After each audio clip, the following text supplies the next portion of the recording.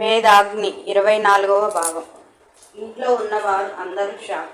వేద్ బాబు 2 రిపోర్ట్లు వేగి చేతిలో ఎందుకు పెట్టాడో బాబుకు మాత్రమే తెలుసు. పాప డాక్టర్ కదా 2 అబ్జర్వేషన్ చేసింది. వేగ్ని అంజు దగ్గరికి వెళ్ళి రిపోర్ట్స్ దాయమని చెప్పి నుదుటి మీద ముద్దు పెట్టి జాగ్రత్తగా ఉండు అన్నది. ఇప్పుడు అంజు బేబీ షాక్. దేవ్ పెదవులపై చిరునవ్వు. వేద్ మనసులో ఇది నిజంగానే బంగారం అనుకున్నాడు. రాము కంగ్రాట్స్ బావా అన్నాడు దేవ్ వేద్ తోటి. మరొకసారి అందరూ షాక్. అలా కొందరికి తెలిసి కొందరికి తెలియక ఎవరి ఊహలకు వారు ఆలోచించి ఆ పూట అలా గడిచింది. సాయంత్రం అందరూ గార్డెన్లో కూర్చుని మాట్లాడుకుంటుంటే అరవింద్ బాబు మధుమితకి ఎంత సైటు కొట్టినా మధుమిత అరవింద్ కేసి చూసే పని లేదు. మధుమిత మంగమ్మ పురమాయించిన పనులు చేయటం, సైలెంట్గా ఉండటం. అరవింద్ బాబు ఏమో మధుమితతో ఎన్నో మాట్లాడాలి, ఎన్నో పంచుకోవాలి అని కలలు కంటున్నాడు. మధుమిత ఒక్కరోజు కూడా కనీసం కళ్ళల్లోకి చూసింది లేదు. అరవింద్ ఎంత ప్రయత్నించినా మధుమిత తనను ఇష్టపడటం లేదు అని బాధగా మధుమితని ఎలా మచ్చిక చేసుకోవాలా అని తన ప్రయత్నాలు తాను చేయటానికి అవినాష్ పులిహోర సలహాలు అడిగాడు. అవినాష్ అరవింద్ని పైనుంచి కిందికి చూసి మధుమితని ఇంటికి తీసుకొచ్చి సాధిస్తా అని వెర్రిడ్రామాలు వేసి కనీసం మాట్లాడటానికి చేతకాక పులిహోర సలహాలు నన్ను అడుగుతావా అని నేను చెప్పను పో అన్నాడు. ఏదో పెద్ద సాధిస్తా, కేసు డీల్ చేస్తా అన్నావు కదా, చేసుకో, నన్ను అడగమాకు అన్నాడు. ఇక్కడ అవినాష్ అరవింద్కి పులిహోర సలహాలు ఎందుకు ఇవ్వనంటున్నాడు అంటే అప్పటికే మంజుల అరవింద్ కేసి తినేసేలా చూస్తుంది. మంజుల మనస్తత్వం తెలిసిన అవినాష్ ఏ సలహాలు ఇవ్వకుండా తన ఇష్టానికే వదిలేశాడు. అందుకే అవినాష్ బాబు అరవింద్కి పులిహోర సలహాలు ఇవ్వనన్నాడు. ఇంట్లో అందరికీ దరిదాపుగా అర్థమైంది ఆ ట్రయాంగిల్ లవ్ స్టోరీ. అరవింద్ ఈరోజు నైట్ ఎలాగైనా మధుమితని కలవాలి, తనతో మాట్లాడాలి అని గట్టిగా డిసైడ్ అయ్యాడు. వేద్ బాబు తన బెడ్రూమ్లోకి వెళ్ళి బార్ కౌంటర్లో సిట్టింగ్ వేశాడు. వేగి పాప పనులు ముగించుకొని రూమ్కి వెళ్ళింది. బాబు బార్ కౌంటర్లో ఉంటే చూసి ఫ్రెష్ అవుదామని వెనుతిరిగింది. వేద్ వేగ్నితో ఒక పెగ్గు వేస్తావా ఏంటి అని అడిగాడు. వేగ్ని వద్దు బాబు, నీకు దండం, ఒక్కరోజు వేస్తేనే నెల రోజులు పడుకోబెట్టావు, తమరు కూడా కాస్త తగ్గించి తాగితే మంచిది అనుకుంటూ వాష్రూమ్కి వెళ్ళింది.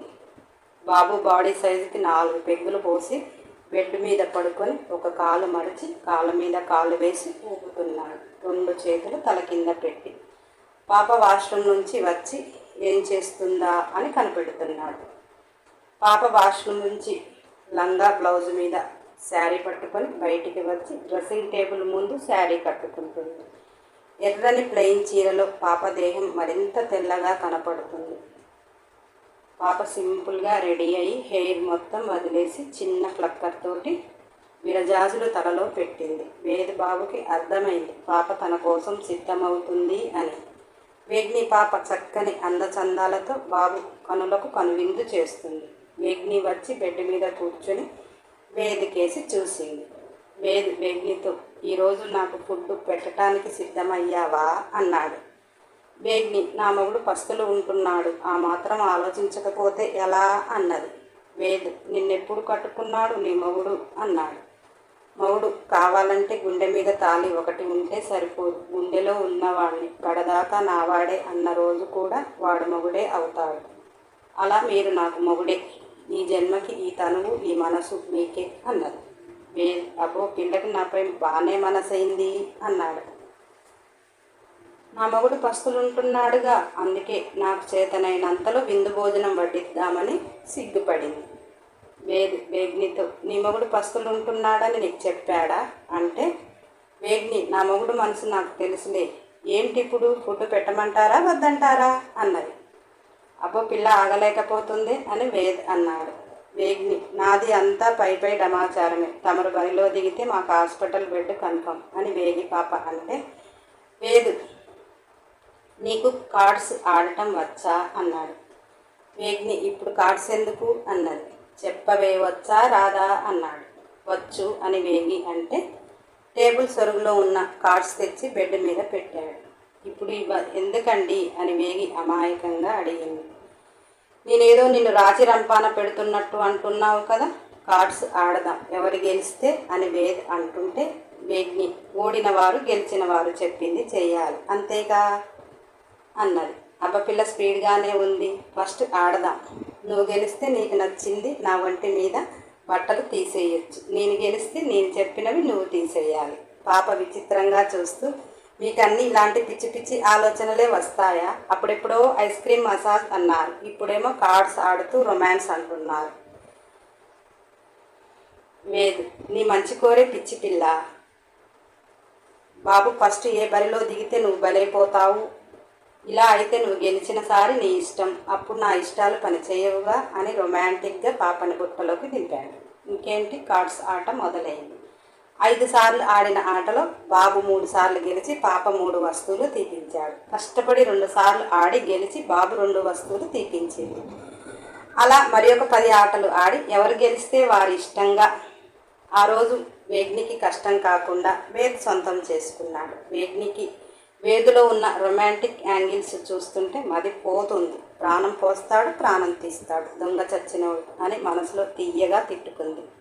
ఆ రోజు వారి కలయిక మరచిపోలేని తీయని వేడుక అయినది. అరవింద్ బాబు మధుమితని ఈరోజు రాత్రి ఎలాగైనా కలవాలని అష్టకష్టాలు పడి తెగ ప్లాన్ వేస్తున్నాడు. అందరూ పడుకున్నారు అని అనుకున్నాక రూమ్ నుంచి మెల్లిగా పిల్లిలా బయటికి వచ్చాడు. అందరూ నిద్రిస్తున్న వేళ మధుమిత ఉన్న గదికి వెళదామని వెళ్తున్నాడు. మధుమిత, మంగమ్మ, లత అందరూ ఒక రూమ్లో పడుకొని ఉన్నారు. మిగిలిన పనివారు ఇంటికి వెళ్ళిపోయారు. కష్టపడి రూమ్ వరకు వెళ్ళి తలుపు నెట్టాడు. లోపల గడియలేదేమో తలుపు తెరుచుకుంది. బాబు మహా మురిసిపోతూ మెల్లిగా డోర్ తీసి లోపల చూశాడు. 3 మంచాలలో 3 కనిపించారు. బాబుకు ధైర్యం సరిపోలేదు. ఆ 3లో ఎవరు మధుమిత కూడా తెలియదు. పోయి ఎవరిని లేపుతాడు అని భయానికి మెల్లిగా వెనక్కి తిరుగుతున్న టైంలో హాల్లో లైట్ వెలిగింది. కమిషనర్ బాబు దొంగలా దొరికిపోవాల్సి వస్తుందా అని పాపం అష్టకష్టాలు పడుతున్నాడు. మెల్లిగా బయటికి వచ్చి విండో కర్టన్ చాటుకు దాక్కున్నాడు.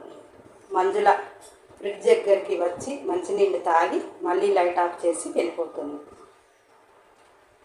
అరవింద్ మంజులాను చూసి, ఇక ఇక్కడ ఒక్క నిమిషం ఉంటే నేను దొరికిపోతాను అని గబగబా తన రూములోకి వెళ్ళబోయాడు.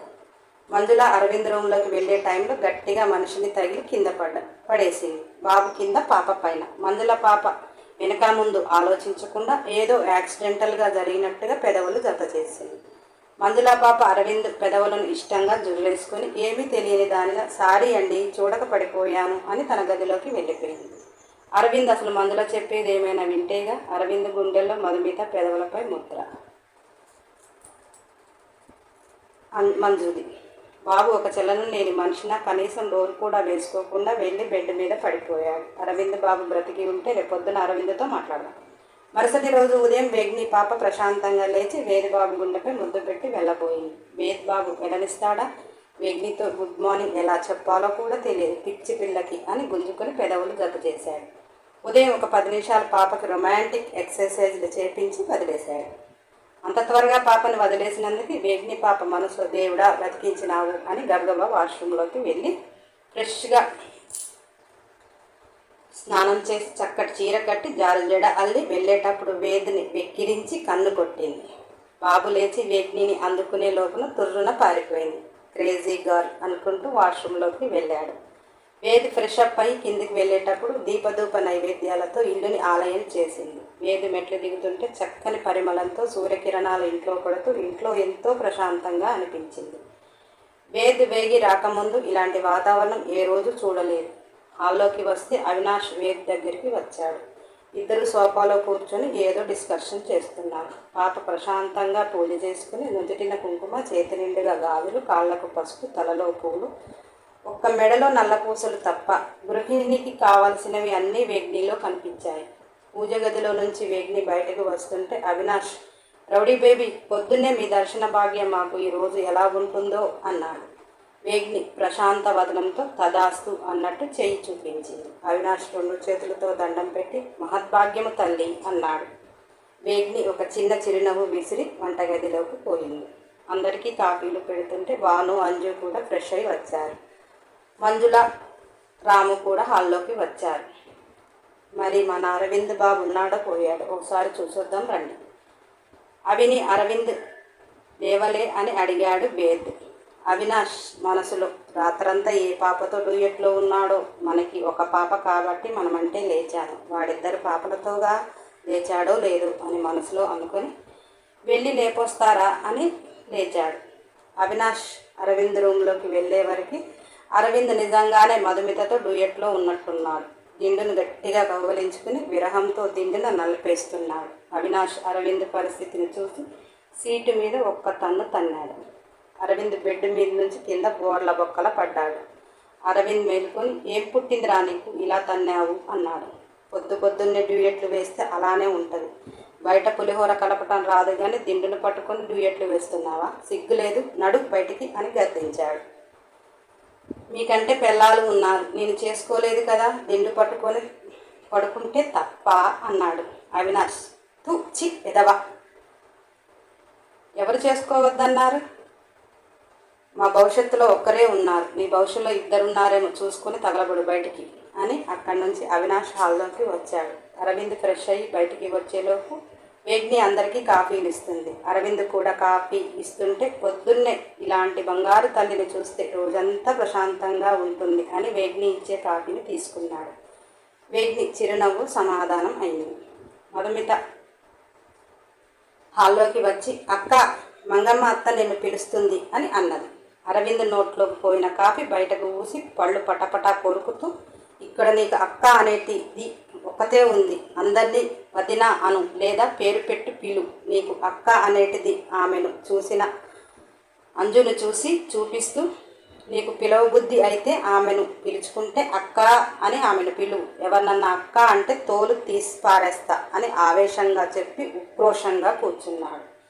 అందరూ ఒక్కసారి విస్తుపోయారు. మధుమిత అయితే అసలు అరవింద్ బాబు ఏమన్నాడో కూడా తెలియక పిచ్చి మాలోకంలాగా సైలెంట్గా వంటగదిలోకి వెళ్ళింది.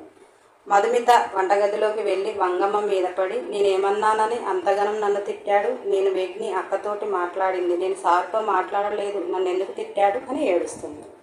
మంగమ్మ నవ్వుకుంటూ, ఓ పిచ్చి ముఖం, నిన్నెక్కడ తిట్టాడే తన మనసులోది ఆవేదనగా కక్కాడు. ఆ మాత్రం కూడా ఆలోచన లేని ఆడపిల్లవి, నువ్వు అసలు ఆడపిల్లవేనా, నువ్వు ఇంటికి వచ్చిన రోజు నుంచి బాబుని గమనించలేదా, సరే గమనించలేదు, పద్ధతి కల్లా పిల్లవి, అంత వివరంగా చెప్పాక ఏడుస్తావా, బాబుకి నువ్వంటే నచ్చావని, బాబుకి నువ్వు కావాలని ఏదో చెప్పారు, అర్థం చేసుకోవాలి కానీ ఇలా ఏడుస్తారా అన్నది. వేగ్ని వంటగదిలోకి వచ్చే వరకు మధుమిత ఏడుస్తుంది. మధుమితని దగ్గరికి తీసుకుని, నువ్వు అరవింద్ అన్నయ్యని అర్థం చేసుకోలేదు, నేను ప్రేమిస్తున్నాను అని ఈ లెవెల్లో చెప్పాడు అని వేగ్ని అంటుంటే, ఆ సారు నన్ను లవ్ చేయటమేంది అక్క అన్నది. అక్క అనొద్దనే కదా ఇంత గోల చేశాడు, వదినమ్మా అను అని వేగ్ని అన్నది. మంగమ్మ వదిలేయమ్మా ఇంతటితో అని ఏదో ఒక పని పురమాయించింది. పని చేస్తూ కాస్త నిమ్మల పడ్డది మధుమిత. అరవింద్ ఇక్కడ మధుమితని హాల్లో అంత గొడవ చేస్తే అక్కడ మంజుల పాప నిలువెల్లా ఉడికిపోయింది. రాత్రి అంత వివరంగా ముద్దు పెట్టి చెప్తే పొద్దున రూటు మార్చాడు అని కోపంతో విర్రవీగిపోతుంది లోపల, కానీ బయట ఏమి చేయలేకపోతుంది. అరవింద్ కానీ నేను లైన్లో ఎలా పెట్టాలో అర్థం కాక తల బాదుకుంటుంది. అరవింద్ బాబు కూడా రాత్రి మంజుల ఇచ్చిన షాక్కి భయంతో మధుమిత మీద అరిచేశాడు. మంజుల ఎక్కడ తనని లాక్ చేస్తుందో, మధుమిత నాకు ఎక్కడ దూరం అవుతుందో అని రాత్రంతా బాగా ఆలోచించి వచ్చిన అవకాశాన్ని సద్వినియోగం చేసుకున్నాడు. అలా బాబు మనసులో ఉన్న ప్రేమను బయటపెట్టాడు. వేగ్ని వంటగదిలో ఉంటే అరవింద్ వేగ్నిని కేకేశాడు.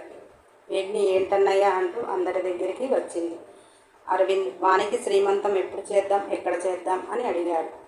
వానికి 9వ నెల వచ్చింది కాబట్టి మంచి రోజు చూసుకుని చేద్దాం అన్నయ్య, ఎక్కడో చేసేది ఎందుకు, మన విల్లాలో అంత పెద్ద గ్రౌండ్ ఉన్నది కదా, ఇక్కడే చేద్దాం అని.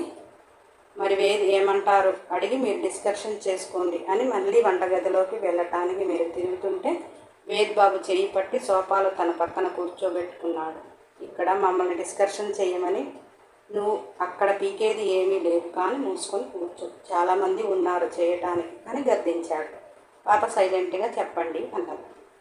ఎలా చేయాలి, ఏం చేయాలి అన్ని డిస్కషన్ చేసుకుని అరవింద్ నేను ఒకసారి పంతులు గారిని అడిగి ఏ రోజు డేట్ ఫిక్స్ చేద్దాం అని అన్నాడు. సరే అన్నయ్య అన్నది. అరవింద్ వేగ్నితో, మధుమితకి కాస్త మనుషుల్లో తిరగటం నువ్వైనా కాస్త నేర్పురా అని మంజుల కేసి కసిగా చూస్తూ చెప్పాడు. మంజుల బాడీలో బ్లడ్ గ్లీజర్లో వాటర్ కంటే ఎక్కువ బాయిల్ అవుతుంది. మంజుల కసిగా అది నీకు ఎలా దక్కుతుందో నేను చూస్తా అని అనుకుంది.